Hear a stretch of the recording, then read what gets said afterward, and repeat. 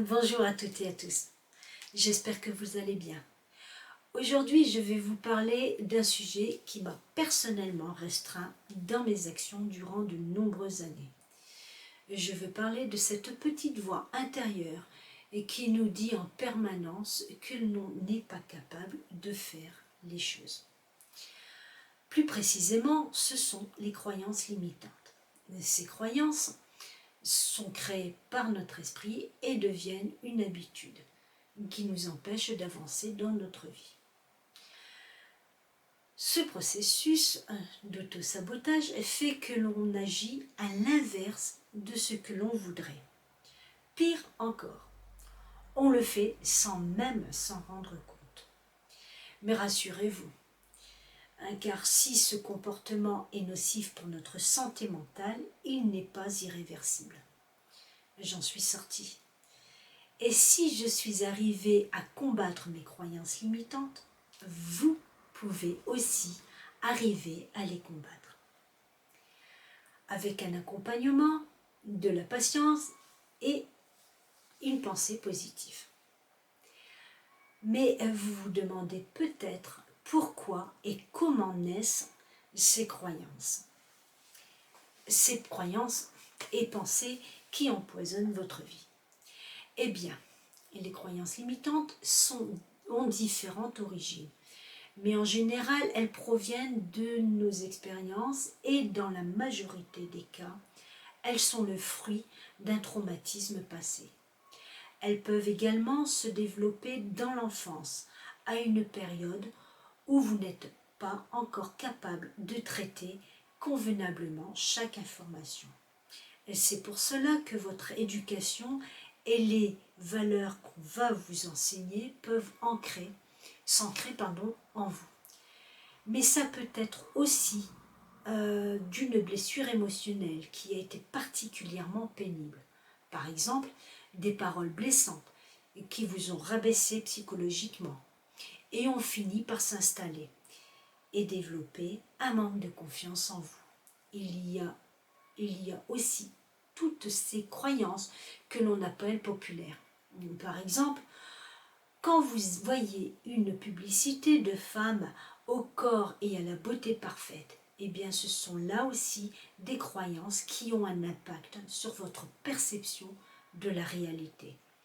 En fait, les croyances limitantes se distinguent en 3 grandes catégories, et qui est, selon le père de la programmation neurolinguistique, M. Richard Wayne Bradley, c'est l'impuissance, je ne suis pas capable de le faire, le désespoir, je ne peux pas y arriver, et la dévalorisation, je ne mérite pas de l'obtenir. Mais pour combattre les croyances limitantes, il faut d'abord être conscient de leur existence, et c'est l'étape la plus difficile. Donc pour identifier ces croyances limitantes et par la même occasion reconnaître ces peurs inconscientes, vous devez faire un véritable travail sur vous. Et ça commence par faire le point sur votre vie en général. Voici un exercice qui peut être efficace. Observez vos réactions habituelles. Comment faire ? Eh bien, prenez une feuille de papier. Notez toutes vos croyances. Déterminez celle qui favorise l'amélioration ou la croissance et celle qui vous limite. Reconnaissez les schémas malsains dans votre vie et les défis récurrents. Notez également les situations dans lesquelles vous réagissez souvent de manière négative. Généralement, on reconnaît les croyances limitantes en formulant certaines phrases d'une manière bien particulière. Comme c'est toujours, comme toujours. Alors, c'est toujours la même chose.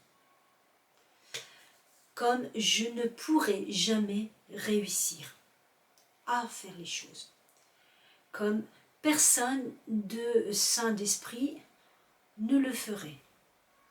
Ou tout le monde fait comme ça. Donc, il y a aussi je ne suis pas assez intelligente pour y arriver.